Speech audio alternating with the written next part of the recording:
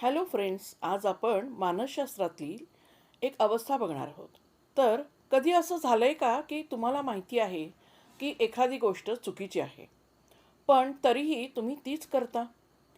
म्हणजेच आता उदाहरण घ्यायचं झालं तर आपल्याला माहिती असतं की जंक फूड आरोग्यासाठी वाईट आहे, पण तरीही आपण ते खातो आणि मग मनात एक छोटीशी अस्वस्थता निर्माण होते.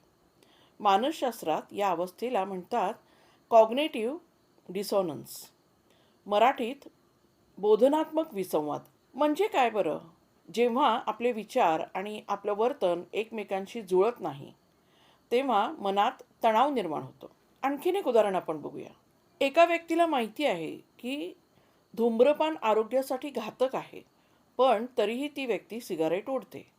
आता तिच्या मनात दोन गोष्टी आहेत. पहिला विचार काय, तर धूम्रपान वाईट आहे, आणि दुसरं वर्तन आहे की मी धूम्रपान करतो. यामुळे मनात संघर्ष निर्माण होतो.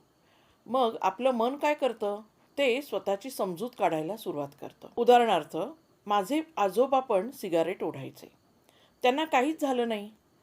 ही आहे मनाची स्वतःला पटवून देण्याची पद्धत. जेव्हा आपली मूल्य आणि वागणं जुळत नाही, तेव्हा हा विसंवाद तयार होतो.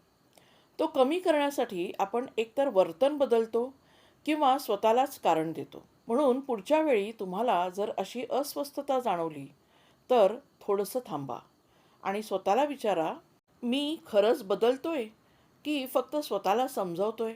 कॉग्नेटिव्ह डिसॉनन्स तेव्हाच संपतो जेव्हा कारणं देणं थांबतं आणि बदल सुरू होतो. तुम्हाला हे पटलं असेल तर कमेंटमध्ये जरूर लिहा. धन्यवाद.